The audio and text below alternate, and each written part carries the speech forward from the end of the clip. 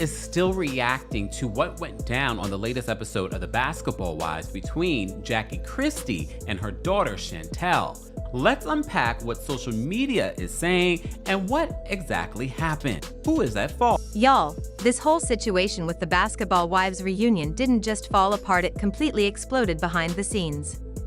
What started off as your typical high-drama TV moment quickly spiraled into something deeper, darker, and way more personal. This wasn't just another reality show argument or petty beef. It became a real-life family crisis that no producer could control, and in the middle of it all stood Chantel Christie, Jackie's daughter, the one person no one expected to flip the script. Now let's be real, Chantel has always kept things classy. She was the daughter who stood quietly in the background while her mom, Jackie Christie, took center stage on Basketball Wives. What exactly was the problem? And just even based off of the two conversations that I saw that Chantel and Jackie had on this episode, the first conversation, it just felt like Chantel was trying to get some sort of reaction out of Jackie. And then based off of what you guys are saying on our YouTube post, a lot of you are saying that that's what she's been doing the entire season, trying to get a reaction out of Jackie and also trying to orchestrate something this season. When her sister Takari was out here telling her story, calling out their mom for emotional neglect and favoritism, Chantel stayed quiet. People assumed that meant she was loyal to Jackie, that she was the favorite who had no complaints. But silence doesn't always mean peace. According to sources close to production, Chantel's quiet was never about protecting Jackie. It was about surviving. She reportedly stayed quiet for years because she felt trapped between love and truth. But that all changed this season. Insiders claim Chantel was tired of holding her tongue.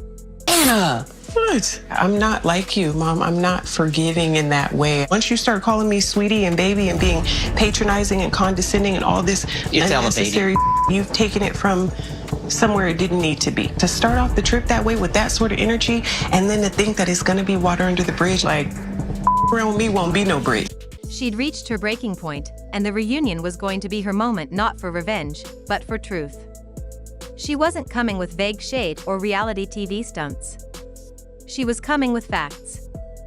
Allegedly, she had old text messages, voice notes, emails, things that could completely change how people saw Jackie Christie. And when VH1 producers caught wind of that, everything stopped. Reunion plans were already in motion. The studio in LA was booked. Stylists were hired, glam squads were scheduled, and security was tight. I think she's under a lot of stress. I'm under a lot of stress. We're all in here as women dealing with a lot of things. I'm not taking it out on nobody else. The reunion script was being finalized. Everyone was ready.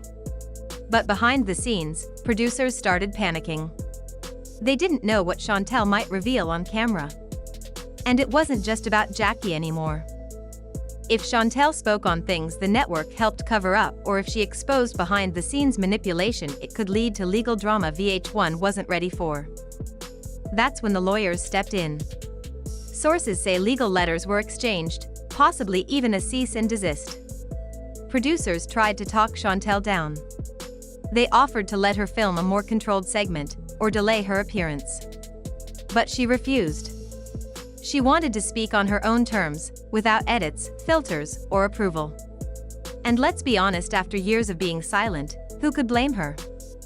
What really shook things up, though, was what Chantel reportedly told a close friend: "I have nothing left to protect." This place here in the same building because I want you to be able to keep an eye on things while I'm back and forth with the kids. But I don't need you micromanaging. I don't need you coming down, knocking on the door all hours of the night. I don't get a key? What? That one sentence changed everything. It meant Jackie's image, the family's silence, the network's grip on the story. None of that mattered anymore. Chantel was done playing the role of the obedient daughter. And VH1 knew that once she started talking, they couldn't stop her. The risk of her exposing decades of family secrets, favoritism, emotional harm, and network complicity was too high. That's why, just days before filming, they shut everything down. Fans were shocked. They had been promised a dramatic reunion. People wanted answers, especially after such an explosive season. Viewers were waiting for Jackie to face off with Malaysia, to see if Evelyn would make a surprise return, and to get closure on all the unfinished storylines. Instead, they got silence. A cancelled taping. A vague announcement. And a whole lot of questions. But behind that silence was real pain. Chantel's pain. This wasn't just a television drama anymore. This was a daughter finally standing up for herself after years of emotional pressure. According to those close to the situation, Chantel didn't just feel hurt, she felt used. Used to make Jackie look good. Used to hide the dysfunction behind the scenes. Used as the good daughter while her sister was publicly painted as the angry one. But the truth? Chantel had her own wounds. And now, she was ready to show them. As the dust settled, fans started connecting the dots. They remembered all those moments when Jackie would hype up Chantel on camera while brushing off Takari's pain. They started realizing how much had been hidden behind Jackie's confident TV persona. And more importantly, they started asking, if even Chantel is speaking out, what does that say about the truth behind closed doors? VH1 might have cancelled the reunion, but they couldn't stop the story. And now, everyone's watching. Chantel hasn't gone public just yet, but sources say she's exploring her options. A podcast interview? A tell-all video? Maybe even a book? Whatever she decides, it's clear she's not afraid anymore. She's not trying to ruin her mother, she's trying to free herself.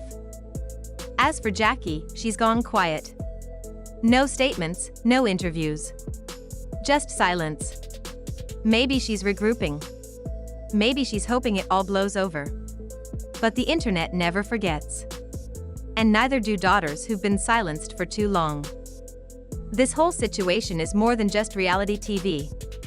It's a reminder that behind every scripted storyline is a real person living with the aftermath.